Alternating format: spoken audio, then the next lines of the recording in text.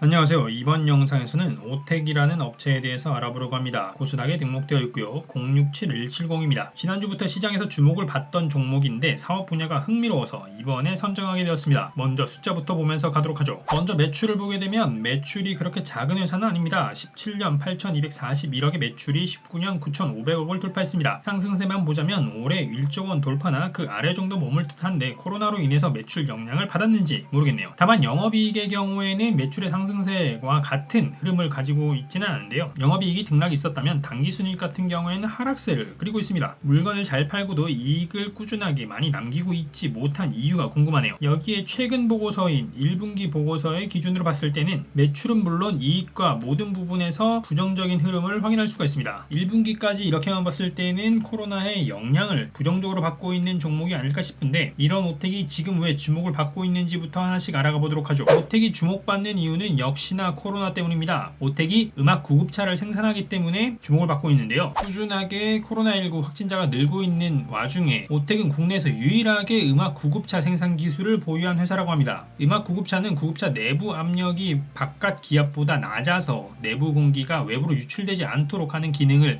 탑재한 구급차인데요. 감염병 환자 이송에는 필수적이지 않을까 싶은데 국내에서 유일하게 기술을 가지고 있다고 하니 주목을 해볼 만한 이유는 있을 것 같습니다. 하지만 국내 유일의 기술을 가지고 있다는 말이 국내 시장 독점이라는 말은 아닐 수 있겠죠. 글로벌 경쟁 시대니까 말이죠. 그럼 좀 더 들어가서 어떤 수준으로 운영이 되고 있는지 알아보도록 하죠. 먼저 2019년 사업보고서를 통해서 회사의 개요를 보게 되면 자회사를 여럿 가지고 있다는 것을 확인할 수가 있는데 냉난방기기나 냉장시설 이런 자회사가 있다는 것이 눈에 좀 띄고요. 기계식 주차장 관련 회사도 자회사로 가지고 있습니다. 그리고 주요 사업의 내용을 보게 되면 특수차량 제조 전문 기업으로 소개를 하고 있는데요. 제일 먼저 소개하고 있는 제품이 지금 관심 있는 음압 앰뷸런스입니다. 그만큼 중점을 두고 있나 싶기도 한데 그 외에도 복지 차량이나 진료 차량 등 각종 특수 차량을 제작하는 것이 주요한 사업 내용이라고 하고요. 그 외에 종속 회사에는 가정용이나 상업용 냉난방기를 하는 오텍 캐리어나 상업용 냉동 냉장 설비를 하는 오텍 캐리어 냉장 등이 있다고 합니다. 좀 더 자세히 알아보도록 하죠. 먼저 지배 회사인 오텍에 대해서 이처럼 소개를 하고 있는데 특장 차량을 굉장히 많이 생산하고 있습니다. 그리고 이에 관한 시장 점유율도 함께 제시를 하고 있는데요. 주로 제시된 시장 점유율은 탑차의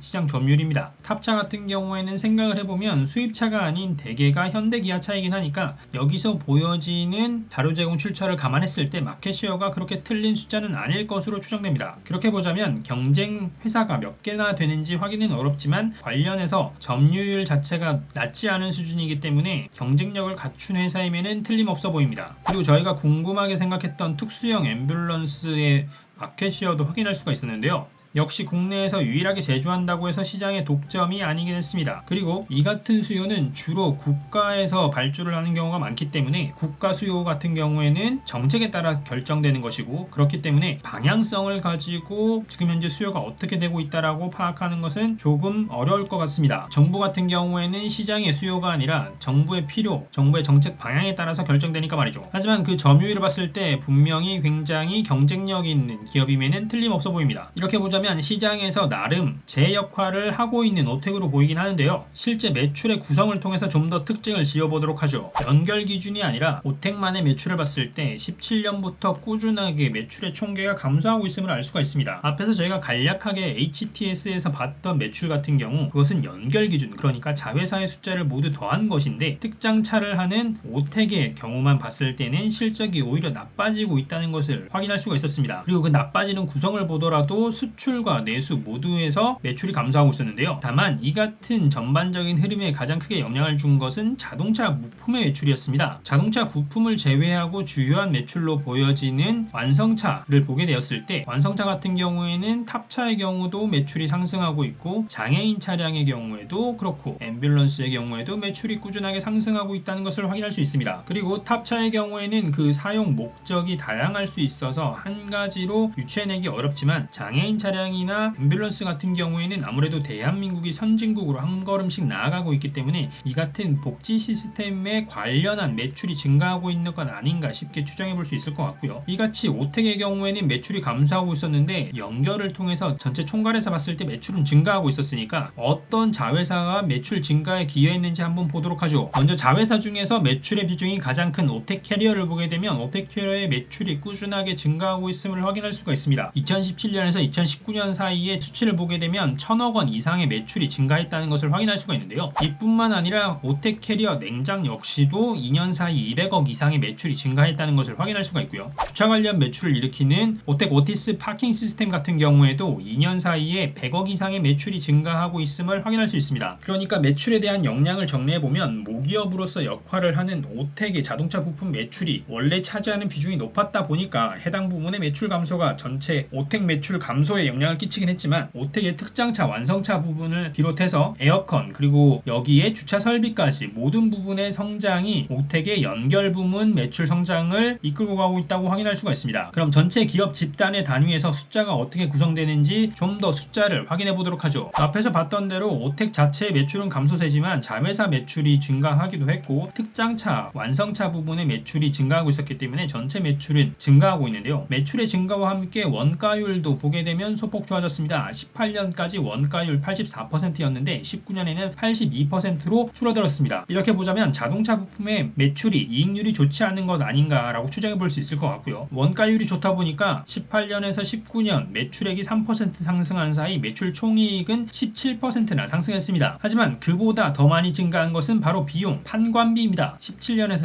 18년 23%나 늘었고 18년에서 19년 20% 이상 늘었습니다. 19년에 늘어난 주요 계정을 보게 되면 판매 촉진비가 100억 이상 늘어난 것이 크게 영향을 끼쳤고 그 외에도 급여나 감가상각비 등 다양한 계정의 비용이 소폭 늘었습니다. 비용이 많이 늘다 보니까 영업이익은 전년 대비해서는 크게 늘어나지 못하고 소폭 늘어난 오히려 2017년 대비했을 때는 감소한 영업이익 305억을 기록하게 되었고요. 여기에 영업 외 활동에서는 기타 활동과 금융 활동 모두에서 적자를 기록했습니다. 기타 활동 같은 경우에는 2017년을 제외하고는 꾸준하게 적자를 기록하고 있었는데요. 기타 활동 관련해서 꾸준하게 외환 관련해서 차손이 차익보다 크다 보니까 이런 부분이 기타 활동의 손실에 기여했다고 보여지고요. 이런 관점에서는 외환 관련 전문가가 사내에서 역할을 좀 할 수 있는 부분이 필요하지 않을까 싶습니다. 금융 활동 관에서는 꾸준하게 이자 비용이 높다는 것이 손실을 키우고 있는데요. 재무 전략이 적정하게 운영되고 있는지에 대한 관리가 필요하지 않을까 생각해 봅니다. 여기에 더해서 관계 기업에 대한 손익도 2019년에는 손실로 기록되었고요. 이렇다 보니까 매출과 원가율은 좋았지만 그 외에 판관비도 높았고 외환 관련해서 손실도 있었던 데다가 이자 비용은 높았고 관계 기업 관에서는 손실을 기록하다 보니까 단기 순이익 같은 경우에는 매출의 증가에도 불구하고 더 감소한 수치 142억 정도의 단기 순이익을 2019년에 기록했습니다. 비교해보자면 2년 전에 대비해서 100억 이상의 이익이 감소한 셈입니다. 이어서 재무상태표도 보게 되면 유동자산은 증가하고 있는데요. 재고자산의 증가가 눈에 띕니다. 그 외의 자산은 등락이 좀 있어서 추세로 보기에는 조금 애매한 부분이 있었고요. 비유동자산의 증가에는 매출채권이 새로 2019년부터 기록되기 시작한 것이 영향을 크게 끼쳤는데 수익 인식에 대한 기준이 18년부터 바뀌었기 때문에 19년에 신규로 이렇게 확인된 것은 일상적인 영업활동에 의한 기록이라기보다는 매출채권이 1년 이상 단위가 된다라고 추정해 볼 수가 있는데 그렇게 보자면 매출채권의 현금화가 어려워지거나 매출채권의 손상 정도가 커져서 비일상적 상황이 아닌가 라는 생각이 들기도 했고요. 자산도 늘었지만 부채 역시 늘었습니다. 부채에서는 장기차입금이 늘어난 것이 가장 크게 영향을 준 계정 중 하나라고 볼 수가 있고요. 앞에서 이자 비용이 많다고 말씀을 드렸었는데 장기차입이 2019년에 늘기도 했지만 단기차입금 같은 경우에도 유동부채 전체에서 꾸준하게 50% 수준을 차지해가면서 많은 이자 비용을 내는데 단기차입금과 장기차입금이 모두 기여하고 있다는 것을 확인해 볼 수 있습니다. 이 같은 차입금이 높아서인지 부채와 자본의 비율로 보게 되는 부채 비율 같은 경우에는 100%를 넘어선 지는 오래고 200% 가까이 다가가고 있다는 것을 확인할 수가 있었습니다. 부채를 잘 활용하는 것은 가게나 기업 모두에게 도움이 될 수도 있는 일이긴 하지만 그건 말 그대로 잘해야 하는 거니까 이것은 지속적으로 유의해서 보긴 해야 할 것 같습니다. 그럼 최근 보고서를 통해서 이 같은 숫자들이 어떻게 바뀌고 있는지 업데이트를 해서 확인해 보도록 하죠. 일단 매출의 구성을 보게 되면 앰뷸런스의 매출 비중이 크게 늘어난 것을 확인할 수가 있습니다. 연간 기준으로는 2019년 사업보고에서 16% 정도였는데요. 2020년 반기에는 24%까지 올랐고 앰뷸런스의 비중이 오르면서 탑차의 코로나의 비중이 줄어든 것은 물론 자동차 수출용 부품의 비중이 50% 이상에서 50%가 깨지고 40% 초반대로 크게 무너진 것을 확인할 수가 있습니다. 그리고 이와 함께 매출을 연간 단위와 비교해 보게 되면 반기, 그러니까 1년의 절반이 지난 시점인데 오텍의 전체 매출, 연간 단위 전체 매출의 50% 이상을 넘어선 것을 확인할 수가 있습니다. 특히 앰뷸런스의 경우에는 전년 연간 단위의 매출 수준과 유사한 수준을 확인할 수가 있는데요. 연간 단위로 2019년에 170억 정도의 매출이었는데 2020년 6월까지 150억 가량의 매출이 발생했습니다. 이에 대해 혹시 작년에도 이렇게 높이 올라왔던 건지 확인을 해봤었는데요. 매출의 비중으로 보게 되면 2019년 반기 보고서에서도 연간 단위의 절반 이상을 반기에 달성했음을 확인할 수가 있습니다. 하지만 그 비율로 보게 되면 조금 달랐는데요. 그 비율로 보게 됐을 때 2019년에는 2018년 대비해서 보면 67%의 매출을 반기에 달성했는데 2020년 같은 경우에는 2019년 대비해서 봤을 때 무려 87%에 달하는 매출이 발생했습니다. 앰뷸런스 관련해서 매출이 굉장히 높게 올라왔다는 것을 확인할 수가 있었고요. 이와 동시에 장애인 차량 등 다른 매출에서도 호조세가 이어지는 부분도 있었습니다. 그 외의 부분도 크게 봤을 때는 전년 대비해서 절반 정도 수준을 잘 달성하고 있는 것으로 보였는데요. 자회사의 매출을 보더라도 전년 대비해서 봤을 때 크게 코로나의 여파가 영향을 끼친 것으로 보지는 않았습니다. 롯데캐리어 냉장도 그랬고 주차 관련 매출 역시도 그렇게 보였죠. 하지만 반기의 손익계산서로 보게 되면 전년 대비해서 숫자가 다 감소했다는 것을 확인할 수가 있었는데요. 특히 2분기만 봤을 때는 전년 동기에 대비해서 봤을 때 60억 정도의 매출이 차이가 났지만 누적적으로 봤을 때는 전년 동기에 대비해 봤을 때 300억 가량의 매출액이 차이가 났습니다. 이 같은 것으로 봤을 때 2분기 실적보다 1분기 실적이 전년 대비 좋지 않았음을 추정해 볼 수 있었는데 저희가 앞에서 HTS에서도 이 같은 것을 대략적으로 확인했기 때문에 1분기에 코로나 영향을 크게 받았던 것 아닌가라고 추정을 해볼 수 있을 것 같고요. 아무래도 1분기부터 자동차 부품의 수출이나 이런 것들에 영향을 받았기 때문에 그 같은 것의 감소가 매출 전반에 영향을 끼쳤던 것으로 보입니다. 그래서 매출 원가율도 보게 되면 원가율이 늘었는데요. 누적 기준으로 봤을 때 2019년에는 83%의 원가율이었지만 2020년에는 84%로 높아졌고 그 와중에 판관비는 또 늘었습니다. 판관비 같은 경우에는 1분기보다는 2분기에 늘어난 것이 더 크게 영향을 끼친 것으로 보이는데요. 세부 계정을 확인해 보게 되면 임차료를 지급하는 계정과 함께 판매 촉진비 계정의 금액이 크게 늘어난 것이 전체 판관비 증가에 영향을 끼쳤습니다. 이렇게 보면 매출은 줄어들고 원가율도 나빠졌는데 비용까지 늘었으니까 영업이익 같은 경우에는 크게 줄어들 수밖에 없었겠죠. 영업이익은 크게 줄어서 77억의 반기 영업이익을 기록하게 되었습니다. 영업 외 활동을 보게 되면 금융활동에서는 꾸준하게 적자를 기록하고 있었고요. 다만 기타 활동에서는 외환 관련해서 차손이 크지 않았던 탓인지 기타 비용이 크지 않아서 기타 손익이 플러스를 기록할 수 있었는데 이것은 올해만의 일이 아니라 작년에도 똑같이 그랬다는 것을 확인할 수가 있었습니다. 이렇게 보자면 연간 단위로 봤을 때는 또다시 손실이 기록할 수도 있겠다라고 저희가 추정해 볼 수 있을 것 같고요. 어쨌거나 반기 단위에서는 플러스가 됐는데 이 같은 플러스와 마이너스 그리고 영업이익이 다 더해져서 당기순이익 같은 경우에는 2020년 반기 당기순이익 65억 정도를 기록했습니다. 이어서 재무상태표를 보게 되면 유동자산이 매우 크게 늘어난 것을 확인할 수가 있는데요. 특히 현금성 자산의 증가와 함께 매출 채권의 증가가 컸다는 것을 확인할 수가 있습니다. 매출 자체는 크게 늘어나지 않았음에도 불구하고 매출 채권이 늘어나거나 현금성 자산이 늘어났다는 것은 조금 다른 유추가 필요할 것 같은데요. 현금성 자산 같은 경우에는 매출이 발생하지 않더라도 외부 자금을 통해서 유입될 수 있으니까 그렇다고 치고 매출 채권의 경우에는 똑같은 매출이 발생하더라도 돈을 실제 받은 것은 매출 채권이 아니라 현금이 될 거고 돈을 못 받은 것이 매출 채권이 될 테니까 매출이 증가하지 않고 있는데 매출 채권이 증가하고 있다라고 하는 것은 일종의 받을 돈만 늘어나고 이미 공급은 다 된 것 아닌가, 그러니까 받을 돈을 못 받고 있는 상황이 누적되고 있는 것 아닌가라고 추정을 해볼 수가 있습니다. 이것을 사회적인 맥락과 좀 연결해서 보게 되면 아무래도 일반 소비재는 아니긴 하지만 최종 물건을 구매하는 소비자가 탑차나 에어컨 등의 경우에는 일반 개인이나 영세상인일 확률이 높다 보니까 코로나의 여파가 이같이 매출 채권이 늘어나는 등 유동성 악화에 영향을 끼치고 있는 것 아닌가 생각을 해볼 수 있을 것 같습니다. 실제로 이같이 매출 채권이 늘어나기도 했지만 비유동자산의 매출 채권이 늘어나고 있는 것 또한 눈에 띄기 때문에 여러모로 긍정적으로 보기에는 어려운 부분이 조금 있을 것 같고요. 여기에 부채의 경우에도 늘었는데 앞에서 현금성 자산이 늘어나면서 외부 자금의 유입이 있었을 수도 있다라고 말씀드렸는데 역시나 단기 차입금이 크게 늘어난 것을 확인할 수가 있고요. 장기 차입금도 소폭 늘어난 것을 확인할 수가 있습니다. 이같이 외부 조달 비용이 많아지다 보니까 이자 비용이 높아지는 것은 당연한 것으로 보이고요. 그에 따라서 보게 되면 2019년 연말까지는 자본과 부채의 비율로 보게 되는 부채 비율이 200%를 넘지는 않았지만 반기 기준으로 봤을 때는 부채 비율이 200%가 넘는 수준을 기록했습니다. 다만 이것을 코로나 이슈나 이렇게 풀이하기에는 조금 애매한 부분이 있었는데요. 2019년 반기를 분기 보고서를 보더라도 자본과 부채 비율